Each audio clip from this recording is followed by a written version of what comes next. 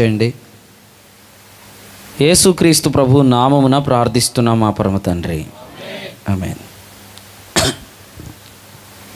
ఇక్కడ మనం చదివిన వాక్యంలో సమరయ, ఈ సమరయ ఎక్కడుంది?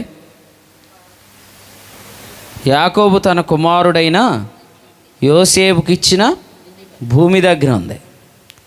యాకోబు తన కుమారుడైన యోసేపుకి ఇచ్చిన భూమి అంటే యాకోబు యోసేపుకి ఏమిచ్చాడు? స్వాస్థ్యం ఇచ్చాడు. యాకోబు యోసేపుకి ఏమిచ్చాడు? స్వాస్థ్యం ఇచ్చాడు.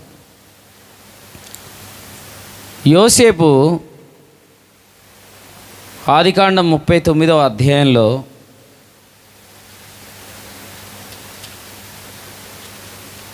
ఎంత మాదిరిని మనకు చూపించాడో మనం చాలాసార్లు వింటాం. ఆదికాండం 39వ అధ్యాయంలో యోసేపు దూరదేశంలో చూడండి, 7వ వచనం. యోసేపు రూపవంతుడు, సుందరుడు.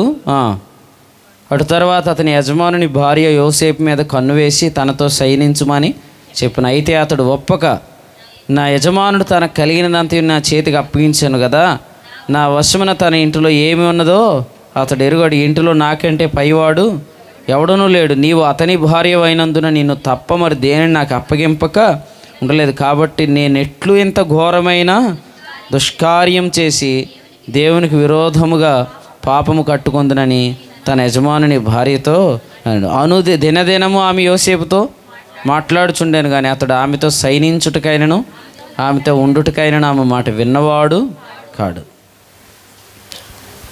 మీరు చూడండి, సమరయ స్త్రీ గురించి మనం చూస్తున్నాం. సమరయ స్త్రీ గూర్చిన సందర్భంలో ప్రభు యోసేపును గురించి వ్రాశాడు.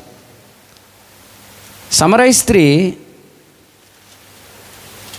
వ్యక్తిత్వాన్ని మనం ఆలోచిస్తే, ఆమె మాట్లాడుతున్న విధానాన్ని ఆలోచిస్తే 16వ వచనంలో, నీవు వెళ్ళి నీ పెనిమిటిని పిలుచుకొని రమ్మంటే ఆమె నాకు పెనిమిటి లేడని చెప్పింది. ప్రభు అన్నాడు, ఇప్పుడు ఉన్నవాడు నీ పెనిమిటి కాడు అనగానే ఏమనింది?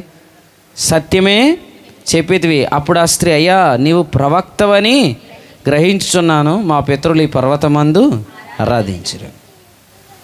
చూసారా, టాపిక్ డైవర్షన్ క్వీన్ అంటారు ఈమెని. ఏమంటారు? టాపిక్ డైవర్షన్ క్వీన్ అంటే ఏంటి? సంగతిని జాగ్రత్తగా మళ్ళించేది. కొన్నిసార్లు వాక్యం వస్తున్న కొంతమంది ఏం చేసుకుంటారంటే టాపిక్ని వాళ్ళు డైవర్ట్ చేసేసుకుంటారు లోపల. ఎందుకంటే వాక్యం వాళ్ళకి ఎలా ఉంటుంది? నా వాక్యము అగ్ని వంటిది కాదా, సుత్తి వంటిది కాదా అన్నాడు. కాబట్టి వాక్యం వచ్చినప్పుడల్లా సుత్తిలాగా తగులుతూ ఉంటుంటే ఏం చేస్తారు? చిన్నగా టాపిక్ని డైవర్ట్ చేసేసుకుంటారనమాట. కొన్నిసార్లు కొంతమంది ప్రార్థన చేస్తుంటుంటే వాళ్ళ వేషధారణ ఎంత బాగా తెలిసిపోతుందో. తెలివిగా తగులుతున్న వచనాన్ని ఏమంటారు? అది ప్రస్తావించరు. ఆ వాక్కును ప్రస్తావించకుండా వేరేది ప్రార్థన చేస్తారు. ఒకసారి ఓ తమ్ముడు వాక్యం చెప్పాక మాట్లాడుతున్నాడు, లైవ్ కట్ చేసేసాడు థామస్. వాస్తవంగా ఆ రోజు లైవ్ ఉంచితే నేను అది రికార్డ్ ఉంచుదాం అనుకున్నాను. నేరుగా వాక్యం వచ్చింది ఆయనకి. ఆయన లేచి అంటాడు, కొన్ని సంగతులు దేవుని సేవకులు దేవుని ఆత్మ ద్వారా మాట్లాడారు అన్నాడు. కొన్ని సంగతులు అన్నాడు అంటే అన్ని సంగతులు దైవాత్మ ద్వారా మాట్లాడినట్టు తీసుకోవట్లేదు. ఎందుకంటే కొన్ని సంగతులు ఎలా ఉంటాయి, మనకి అంగీకరించడానికి మనసు ఉండదు. అందుకని అన్నాడు, అంగీకరించడానికి మీ మనసు ఉంటే రాబోయేలి ఇతడే అన్నాడు. ఎందుకంటే యోగ్యమైన మనసు ఉండదు. లోకాసు వార్త 8:15లో చెప్పినట్లుగా యోగ్యమైన మనసు కావాలి. ఇప్పుడున్నవాడు నీ వాడు కాడు అనగానే వెంటనే ఏమనాలా? సత్యమే చెప్తున్నాం అందే. ప్రవక్త అనకూడదు, ఆరాధన అనకూడదు. ఫస్ట్ ఏం చేయాలా? నేను కరెక్ట్గా లేను, సరిగ్గా లేను అని అనాలి. అనిందా? అని అనలేదు. ఒక విషయం ఏంటంటే, ఆత్మదేవుని మాటలు మనకు వస్తున్నప్పుడు ఆత్మ కార్యాలు ఎక్కడ జరుగుతాయో అక్కడ ఖచ్చితంగా ప్రభు కంపింపజేస్తాడు. ఆత్మకార్యము, ఆత్మ పని జరుగుతున్న చోట కంపన వచ్చినప్పుడే ప్రతి ఒక్కళ్ళు కూడా కదిలించబడతారు. వాస్తవంగా ఇక్కడ ఏం జరిగిందంటే 20వ వచనం చదవండి. మా పితరులు ఈ పర్వతమందు, ఈ పర్వతం ఏదంటే గెరిజీం పర్వతం. ఈ పర్వతం ఏది? గెరిజీం పర్వతం మీద ఎవరు నిలబడ్డారు? ఏబాలు పర్వతం మీద ఎవరు నిలబడ్డారు? ఇలా చెప్దాం, మీరు ఆ పేర్లన్నీ వద్దులే కానీ సియోను సంబంధులందరూ గెరిజీం పర్వతం మీద ఉన్నారు. సేనాయి సంబంధులందరూ ఏబాలు పర్వతం మీద ఉన్నారు. సేనాయి సంబంధులను యూదులు ఏమంటారు? వాస్తవంగా అసలు హాగర్ సంతానాన్ని ఏమంటారు? వ్యభిచారం వలన పుట్టినవారు అంటారు. ఇప్పుడు నేను ఇలా చెప్పనా, సియోను పర్వతం, గెరిజీం పర్వతం 125వ కీర్తన 1వ వచనం ప్రకారం ఇది కదలదు. సియోనులో నుండి వచ్చిన ప్రతి వర్తమానం, సియోను నుండి వచ్చిన ప్రతి ఆశీర్వాదం ఖచ్చితంగా అది మనల్ని కదిలిస్తుంది. ఎందుకు కదిలిస్తుంది? ఎందుకు కదిలిస్తుంది అంటే మనలో ఇంకా సేనాయి సంబంధమైనవి ఏదైనా ఉంటే అది మనం వదిలిపెడతామని కదిలిస్తుంది. ఆయన సన్నిధిలో కంపన వచ్చినా కూడా, కదిలికి వచ్చినా కూడా వేరు చేయండి అనే మాటకి వేరు చేయకుండా దాన్ని ఉంచుకోవటం అనేది మంచిది కాదు. కొరింథీ మొదటి పత్రిక 5వ అధ్యాయంలో ఉన్నాడు, దుర్మార్గతయు దుష్టత్వమునను పులిపిండిని ఏం చేయమన్నాడు? కొంచెం ఉంచుకొని అట్లేసుకోమన్నాడా? చెప్పరే 5:8. ఆ పాతదైన పులిపిండితో, దుర్మార్గత దుష్టత్వంతో ఏం చేయమన్నాడు?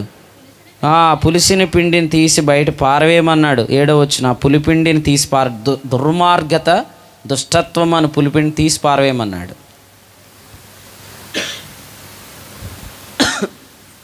ఆయన సన్నిధిలో స్పష్టంగా చెప్పేశాడు. ఆయన ఏమని? ఇప్పుడు ఉన్నవాడు నీవాడు కాదని. అప్పుడు కదలికి వచ్చేసింది కదా, కంపింప చేశాడు కదా. అప్పుడు ఏం చేయాలా? దాన్ని సపరేట్ చేసుకోవాలా. ఎట్లాగో దీని నుండి నేను సపరేట్ అవ్వాలా, దీని నుంచి బయటికి రావాలా అని చూసుకోవాలి. కానీ కాసేపు ఆయన ఉన్నంతసేపు దాన్ని దూరం పెట్టి ఆయన అలాగే వెళ్ళిపోగానే మళ్ళీ ఒళ్ళేసుకుంటే ఎలాగా?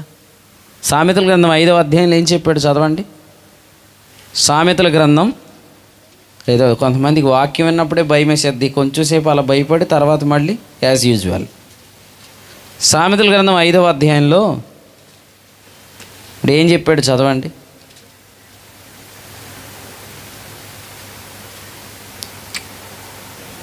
ఫస్ట్ 6వ అధ్యాయం చదువుదామే.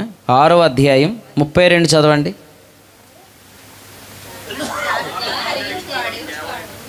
జారత్వం జరిగించువాడు కేవలం బుద్ధిశూన్యుడు. ఇప్పుడు 27 చదవండి. ఒకడు తన ఒడిలో అగ్ని నుంచుకుంటే వాని వస్త్రములు కాలకుండునా? ఆ నిప్పుల మీద నడవటం మనకి ఎందుకులే కానీ ఇది చదవండి. ఒకడు తన ఒడిలో అగ్ని ఉంచుకో. వాక్యం వస్తున్నప్పుడు కదిలించినప్పుడు ప్రభు ఉద్దేశం ఏంటి? కదిలించి సపరేట్ చేసి, హెబ్రీ పత్రిక 12వ అధ్యాయం ఆఖరి వచ్చిన దాన్ని పూర్తిగా అగ్ని చేత దహించాలి. మన దేవుడు దహించు అగ్ని దహించాలనుకుంటున్నాడు. మనం ఏం చేస్తున్నాం అంటే కదిలించబడతాం. ఎందుకంటే ఆయన సన్నిధిలో సియోన్లో నుండి వచ్చే ప్రతి వర్తమానం మనల్ని కదిలిస్తుంది. కానీ మరలా దాన్ని ఒళ్ళు వేసుకోవద్దు.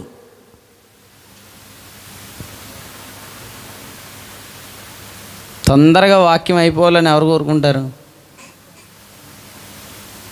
వాక్యం వస్తున్నంతసేపు గద్దింపు వస్తూ ఉంటుంటే ఏం కోరుకుంటాం? తొందరగా అయిపోతే బాగుండి, ఇంకేం ఊచునుంది ఎత్తాడో, ఇంకెక్కడికి వెళ్ళిపోతాడు, మొత్తం అంతా ఈరోజు బయటికి లాగేసేదాకా ఊరుకునేటట్టు లేడు అనుకుంటారు. తొందరగా ప్రభువా ముగించేయి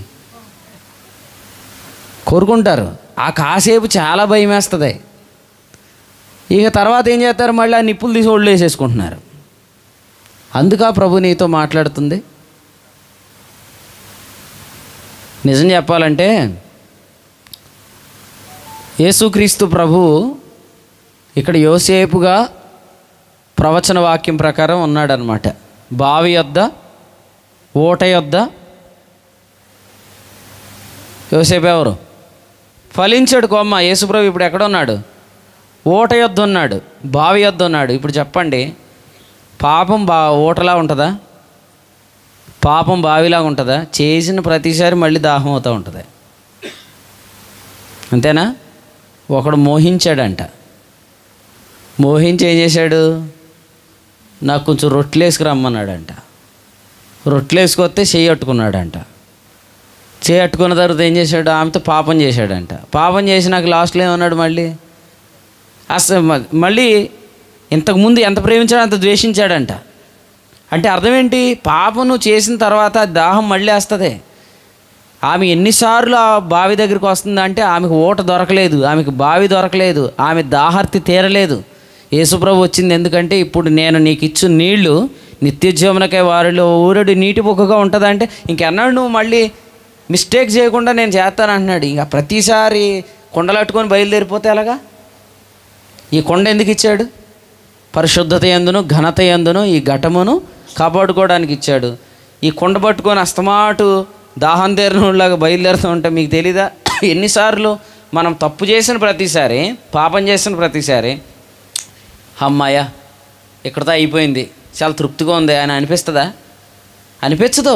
పాపం చేసిన ప్రతి వ్యక్తికి ఇక్కడ చెప్పాడు చూడండి, సామెతల గ్రంథం 5వ అధ్యాయం 15వ వచనంలో చెప్పాడు, నీ సొంత కొండ అన్నాడు. తర్వాత ఏమన్నాడు? 15 నీ సొంత బావి అన్నాడు. తర్వాత 15లో ఏమన్నాడు? నీ ఊట అన్నాడు. నీ కొండ, నీ బావి, నీ ఊట. నీ కొండ, నీ బావి, నీ ఊట. ప్రభు ఇచ్చేది ఏదైనా కొండ, బావి, ఊట ఇవి సరిపోతాయి. జారత్వం అనేది బావి కాదు, జారత్వం అనేది ఊట కాదు. మరి దాని జోలికి వెళ్తే మళ్ళీ నువ్వు పాపమే చేస్తావు, దాహం తీరదు, మళ్ళీ ఏం చేస్తావు? మళ్ళీ పాపం చేస్తావు. వరుసగా ఎన్నిసార్లు ఏం పాపం చేసింది? ఇక్కడ చెప్పాడు చూడండి, సామెతల గ్రంథం 6వ అధ్యాయంలో ఏం చెప్పాడు? చదవండి 33. వాడు అవమానమునకు పాత్రుడు. ఎవడు? 32 జారత్వము జరిగించువాడు. అర్థమైందా? జారత్వం జరిగించువాడు అవమానమునకు పాత్రుడు. 26 చదవండి. వేష సాంగత్యం చేయవానికి రొట్టె తొనక మాత్రం మిగిలియుండును. ఎందుకు? మొత్తం దోచేస్తారు. ఇప్పుడు చూసారా, రీఛార్జ్లు జగదేసేస్తారు. ఎందుకు? వాట్సాప్లో మెసేజ్ రావట్లేదేంటి అంటే అటుపక్క నుంచి ఇంకో ఫోన్లోంచి వస్తుందేమని డేటా అయిపోయింది. నువ్వు ముందు చెప్పొచ్చు కదా. ఎందుకు? వీడు సంపాదిస్తున్నాడా? వాళ్ళు వెళ్ళి తల్లిదండ్రులు ఎంతో ప్రయాసపడి డబ్బులు సంపాదిస్తే వీడు అన్లిమిటెడ్ రీఛార్జ్లు చేసేస్తాడు. వీడు మళ్ళీ అత్తమాట అయిపోతుందని చెప్పి ఏం చేస్తాడు? 1 ఇయర్కి చేసేస్తాడు. వీడికి చేసి కూడా 1 ఇయర్కి చేసేస్తాడు రీఛార్జ్లు. రే దరిద్రుడా, పనికిమాలినోడా, లైవ్లో ఉన్నావేరా పనికిమాలినోడా, నీ గురించే వాక్యం చెప్తుంది. నీ జీవితం నాశనం చేసేస్తాయి ఇవన్నీ. జారస్త్రీ ఉండు ఛాయకు పోవద్దు. ఇక్కడ చెప్పాడు చూడండి, 6వ అధ్యాయం 24లో చెప్పాడు, చెడు స్త్రీ యొద్దకు పోకుండా, పరస్త్రీ పలుకు ఎచ్చకు మాటలకు లోబడకుండా నిన్ను కాపాడే సహవాసం చేసుకోండి ఖచ్చితంగా. 13 చదవండి. కన్నుగెట్టాడు పని, కాళ్ళగెట్టాడు పని, వేళ్లతో గుర్తులు ఏంటి? నేను మొన్న చెప్పే కదా, మధ్యాహ్నం ఎచ్చట నీడకు వాటిని తోలుదువా దయచేసి నాకు చెప్పు, మధ్యాహ్నం ఎక్కడ నువ్వు భోజనం చేస్తావు చెప్పి నేను ప్లేట్ పెట్టుకొని వచ్చేస్తాను అంటాడు. ఆడికి ఇద్దరు కూర్చుంటారు. మనమేమో కాన్ఫరెన్స్ పెడతాం, ఏళ్ళు కాన్ఫరెన్స్, మనదేమో కృపానగర్ కాన్ఫరెన్స్, ఇది లవ్లీ నగర్ కాన్ఫరెన్స్. వాళ్ళది ప్రేమ వ్యవహారాలు, కామ విలాసాలు. వీటి వల్ల వాస్తవంగా నీకు అవమానమే కలుగుతుంది. ప్రభువు ఆడుకోడు. ఇక్కడ చూడండి, యోసేపు భూమి దగ్గరలో సమరయ స్త్రీ ఉంది. యోసేపు భూమి దగ్గరలో సమరయ స్త్రీ ఉంది. యోసేపు తన యవ్వన వయసులో పాపం చేసే అవకాశం వస్తే వ్యభిచారం చేయకుండా ఉన్నాడు. దాని ఫలితం ఏం జరిగింది? యోసేపుని దేవుడు వాడుకున్నాడు. ఎంతగా వాడుకున్నాడంటే ఈరోజు సమరయ స్త్రీ దగ్గర సువార్త వచ్చిందంటే అర్థం ఏంటి? అతని రెమ్మలు గోడ మీదకెక్కి వ్యాపించాయి. యూదుడైన హెబ్రీయుడైన యోసేపు ఇప్పుడు అన్యజాతి స్త్రీకి సువార్తగా మారాడు ప్రభు అయిన యేసుక్రీస్తు ద్వారా. యేసుప్రభు కూడా ఎక్కడున్నాడు? ఆయన యోధయను విడిచి సమరయ మార్గం, అంటే రైట్ టైంలో రైట్ ప్లేస్లో ఉన్నాడు. రైట్ టైంలో రైట్ ప్లేస్లో ఉండేది పరిశుద్ధత మాత్రమే. పరిశుద్ధంగా ఉంటే రైట్ టైంలో రైట్ ప్లేస్లో ఉంటాం, వాడబడతాం. లేకపోతే రైట్ టైంలో రైట్ ప్లేస్లో ఉండం. మీరు చూడండి, సామెతల గ్రంథంలో మనం చదివిన దగ్గర ఓట గురించి, బావి గురించి వ్రాయబడింది. పరిశుద్ధతను మీరు ఫలిస్తే నిజంగా ఓట లాంటి అనుభవం ఉంటుంది. దాహం వేస్తుందా? మళ్ళీ దాహం వేయదు. మీరు ధైర్యంగా చెప్పగలరా, ఒకప్పుడు నేను చేసిన పాపం ఇప్పుడు దాకా మరలా చేయలేదని? ఒకప్పుడు నేను చేసినవి ఇప్పుడు వరకు చేయలేదండి, వాటి జోలికి కూడా నేను వెళ్ళలేదండి అంటే అది ఓట, అది బావి. ఆ ఓట బావి నీకు ఎలా దొరుకుతుంది? కేవలము సహవాసమే. మొదటి కీర్తనలో ఏం చెప్పాడు? దుష్టుల ఆలోచన చొప్పున నడవక, పాపుల మార్గమును నిలవక, అపహాసకులు కూర్చుండు చోటున కూర్చోండక, యెహోవా ధర్మశాస్త్రమందు ఆనందించు, దివారాత్రము దానిని ధ్యానించువాడు ధన్యుడు, అతడు నీటి కాలువలు ఎవరను నాటబడింది కదండి. మనం ఎక్కడ ఉండాలంటే నీటి కాలువలు ఎవరను ఉండాలి. ఇక్కడ ఇలా రాశాడు, చదవండి. సంఖ్యాకాండంలో ఒక మంచి మాట ఉంది, అది కూడా చదువుదాం, ముగించుకుందాం. సంఖ్యాకాండము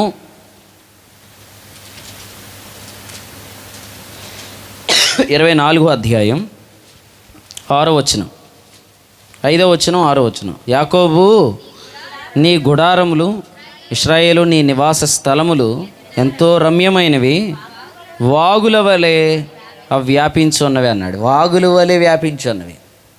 దేవుని ప్రజలు కూడుకొని వచ్చిన దగ్గర ఇలా మనం వాగులను చూస్తాం. ఆ ప్రజలతో మనం కూడా ఏం చేయాలా? కలిసి ప్రయాణం చేయాలా. హెబ్రీ పత్రిక 4 ఏమన్నాడు? దేవుని వాక్యం వినిన వారితో కలిసినాడు. ఇప్పుడు మనం పరిశుద్ధంగా ఉండగలం, ఏ అపవిత్ర జోలికి వెళ్ళం, మన అవయవాలు ఎటువంటి దుర్నీతికి సాధనాలుగా వాడబడవు అనేది గ్రాంటెడ్ అయితే సంఘం అనేది అవసరం లేదండి బాబు. సహవాసం అవసరం లేదు. నీకంత కాన్ఫిడెన్స్ ఎట్లా అవుతుంది నీ ఫ్లెష్ మీద?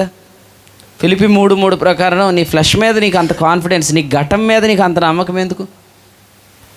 ఘట్టముని ఎంత జాగ్రత్తగా కాపాడినా జారితే అది పగిలిపోతుంది. శరీరమును ఆస్పదం చేసుకునేవారు ఏం చేస్తున్నారంటే సంఘంతో సహవాసం చేయట్లేదు. మధ్యాహ్నం ఎవరితో మాట్లాడాను, మధ్యాహ్నం ఒక ఆయనతో మాట్లాడాను. నువ్వు దేవుని మాటకు లోబడయ్యా అన్నీ ఫలిస్తాయంటే, నేను దేవుని మాటను ఎదిరించి ఏం చేయట్లేదండి అన్నాడు. నేను అడిగాను, అయితే నువ్వు దేవుని మాట వింటున్నావా అన్నాడు. ఈరోజు దేవుని మాట ఏంటో చెప్పంటే, ఈరోజు వినలేదండి అన్నాడు.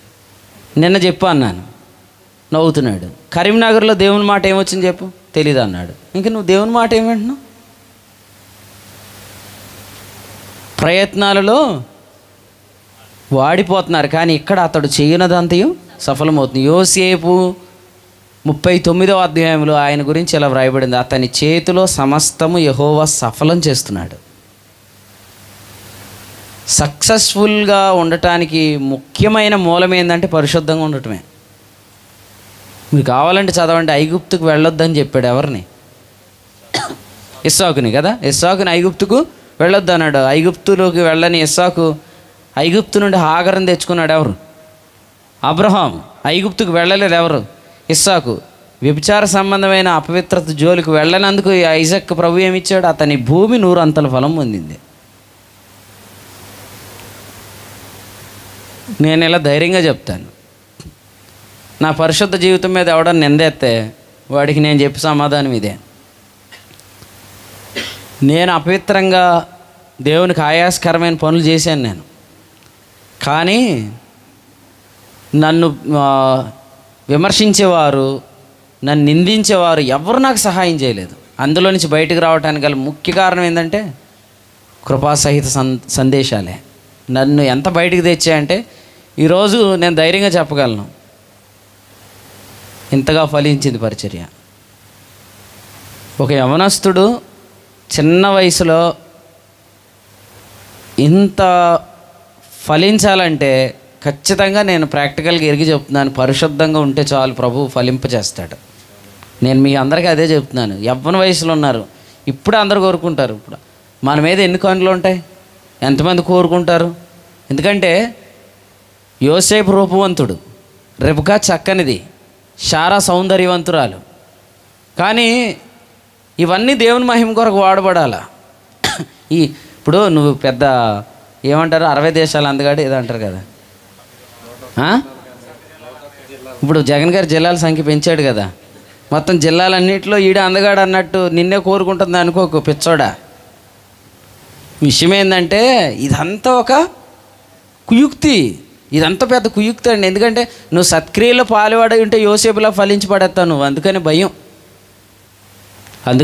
అందుచేతనే ఏం చేస్తారంటే ఇందులోకి లాగటానికి ప్రయత్నాలు చేస్తారు. అర్థమైందా? నిన్ను చూడగా వచ్చినాడు రా అన్నట్టు అలాంటి వాటిలో పోకండి.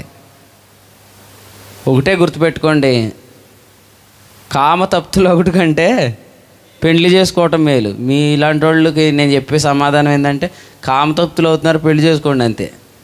లేదంటే మాత్రం పెళ్లి వయసు రాకపోతే రాశాడుగా ఈడు మించిపోయిన ఎడలా అన్నాడు. కొరింథీ మొదటి పత్రికలో ఏమన్నాడు? నీకు ఈడే రాలేదు, నీకు జోడు ఎందుకురా? అది కూడా మరి వాస్తవం. ఈడు రానోడు జోడు కోసం చూస్తున్నాడు. ఈ జోడు ఎప్పుడు చేసుకుంటాడు? ఇప్పుడు నీ వయసు ఎంత? నీకు జోడు రావాలంటే 2027 దాటాకే. నువ్వు ఉండవు కదా, నీకు ఎందుకు ఇదంతా? వద్దు. మీరు సంఖ్యాకాండంలో ఇది బిలాము బాలాకును నేర్పిన బోధ ఏంటంటే ఈ వాగులు వలె ఉండటం వాడు చూసి ఓరలేకపోయాడు. అగరు చెట్లు అన్నాడు, దేవదారు వృక్షములు అన్నాడు. ఇటువంటి సౌందర్యాన్ని వాడు చూడలేక ఏం చేశాడు? పెట్టేశాడు అంతే. ఎవరిని? స్త్రీలను పెట్టేశాడు. ఎవరి స్త్రీలు? మోయాబు స్త్రీలు. సంఖ్యాకాండం 25. నేను స్త్రీలకు కూడా ఏం చెప్తున్నానంటే, అంటే ఇక్కడున్న స్త్రీలకు చెప్తలేదు, జనరలైజ్ చేసి చెప్పేస్తున్నాను. అమ్మ స్త్రీలారా, యోసేపుల మీద కన్నులు వేయకండి అమ్మ. ఎందుకంటే వాడబడుతున్నారు కదా. వాడబడుతున్న వాళ్ళ మీద మీరు ఏమి వేయకూడదు, మీరు కన్నులు వేయకూడదు. కొంతమంది స్త్రీలు ఇదే పని మీద ఉంటారు, సంఖ్యాకాండం 25. కొంతమంది పురుషులు ఆ పని మీద ఉంటారు, వాళ్ళేం వేటగాళ్ళు కదండి. నిజమే, అదే రాశాడు అందులో. యోసేపు తన పని మీద ఇంటిలోనికి వెళ్ళాను అంటే తన జాబ్ ఏంటో ఆయనకి తనకు తెలుసు. మీ పని ఏంటి? మీ కొలిచి ఇచ్చిన మేరలేయి. ఆయన ఫలించాడు, ఆయన వ్యాపిస్తున్నాడు. భయం కలగట్లేదు మీకు? అందుకనే మీరు తెలుసుకోండి, ఏమనంటే పరిశుద్ధంగా ఉంటే లాభం ఉందా లేదా? ఉందా లేదా? ఖచ్చితంగా ఉంది. పరిశుద్ధత ఉంటే నిన్ను ప్రభువు ఆడుకుంటాడు. ఫైనల్గా ఒక మాట చెప్తాను. చెప్పిన వర్తమానాలే చెప్తూ ఎవరో చెప్పిన సందేశాలు చెప్పటం, ప్రత్యక్షత ఉందని చెప్పుకొని పరిశుద్ధంగా ఉంటున్నానని వాదించొద్దు దయచేసి. ఎందుకంటే హెబ్రీ పత్రిక 12:14 ప్రకారం పరిశుద్ధత లేకుండా ఎవడును ప్రభువును చూడడానికి ఉంది కదా. ఖచ్చితంగా దేవుడు నీకు రేమాని ఇస్తాడు, రెవల్యూషన్ ఇస్తాడు. ప్రభు ఖచ్చితంగా నీ ద్వారా ఒక నూతనమైన తలంపులు పుట్టిస్తాడు. యోసేపు అంటే ఏంటి అర్థం? యోసేపు అంటే ప్రవచనార్థం ఫలించడు గొమ్మ. యోసేపు అంటే ఏంటి? Adding. The Lord is going to add more revolutions. దేవుడు ఇంకా నీకు యాడ్ చేస్తూ ఉంటాడు. When you are practicing the fruit of sanctification, God is in the business of adding. దేవుడు యాడ్ చేస్తూ ఉంటాడు. మరొకటి. ఆదికాండం 37లో కళలుగా అన్నాడు, అదొక వరం. 39లో పరిశుద్ధంగా ఉన్నందుకు ఏమిచ్చాడు? కళల భావం చెప్పేది ఇచ్చాడు. నీ ఆఫీసులో ఇంకొక గిఫ్ట్ వేసేసాడు అంతే. యాడింగ్ అనేది మన లైఫ్లో చూడాలి మనం. ఇంకొక పరిచయం నీకు ఇస్తాను. పల్లపు లోడ్లు ఇచ్చావు, మడుగులు ఇచ్చావు నాకు, ఆ మడుగులు కూడా దయచేయమంది. నాకు పొలం ఇమ్మనింది.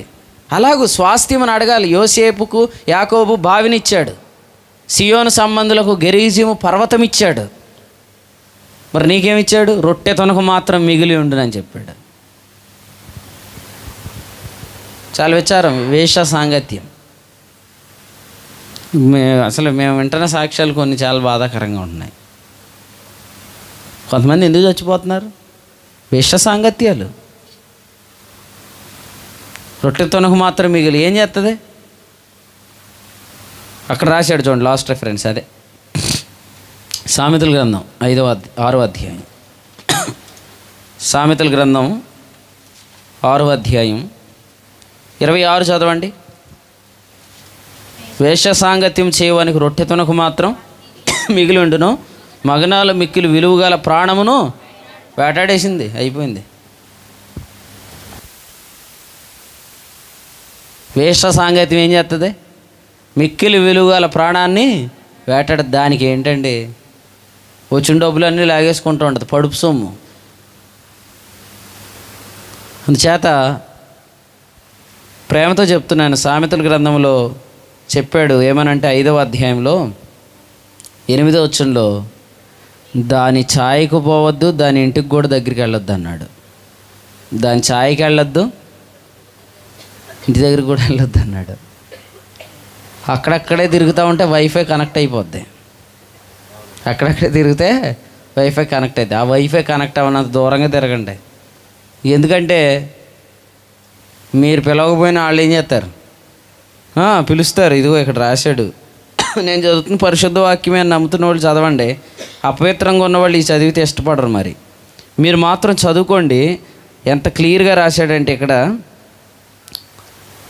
6వ అధ్యాయంలో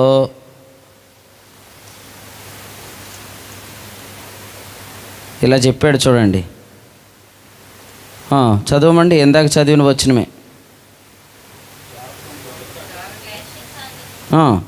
24 అండి, 24. పోకుండుము, అవి నేను కాపాడును, దాని చక్కదనమునందు నీ హృదయములో ఆశపడకము, అది తన కనురెప్పలను చికిలించి నిన్ను లోబరుచుకొన నీయకము అని చెప్పాడు. అర్థమైందా? హృదయాల్లో ఏం ధ్యానం చేయాలా?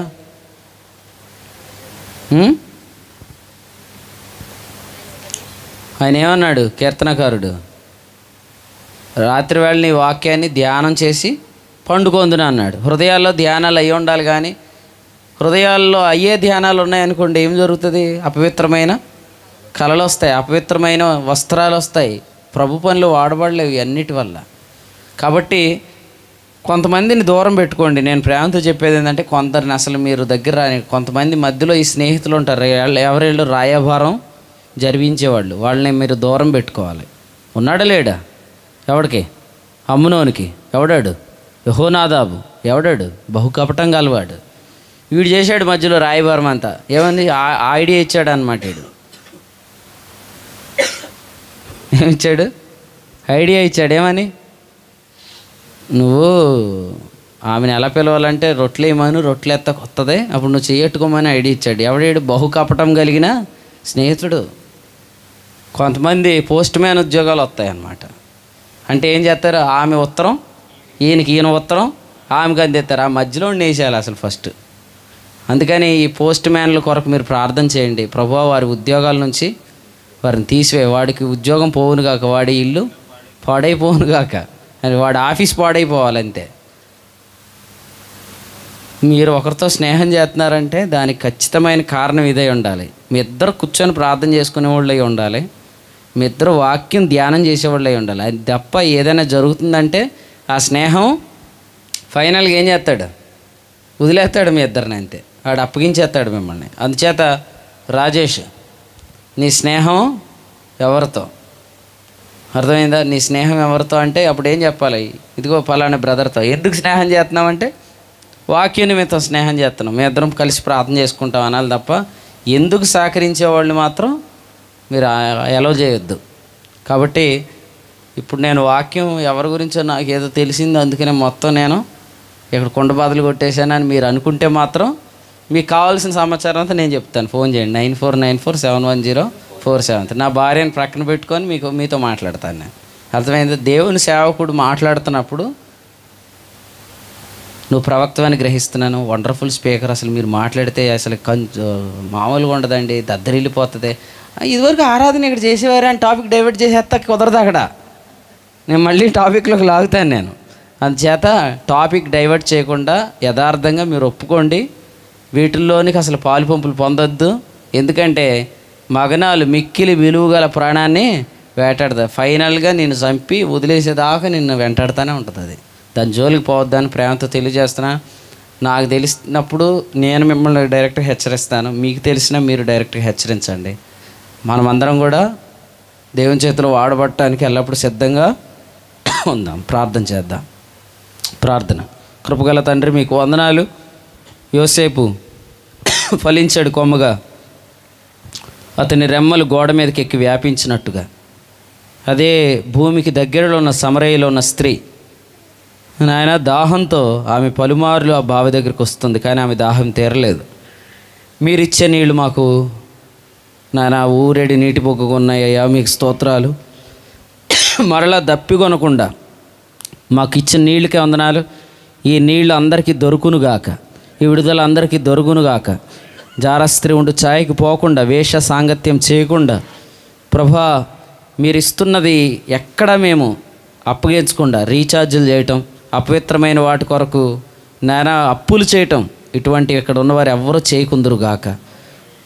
నీ సన్నిధిలో రాజాజ్ఞ బయలుదేరింది. నీ సన్నిధిలో ఉన్న ప్రతిదాన్ని మీరు కంపింప చేయండి.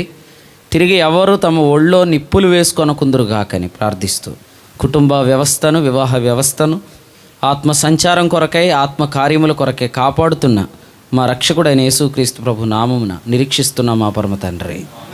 Amen, amen. అందరికీ వందనాలు. ప్రభు మిమ్మల్ని దీవించునుగాక. ఆమెన్. ఇది ఆఫ్ చేసి లైవ్ ఆఫ్.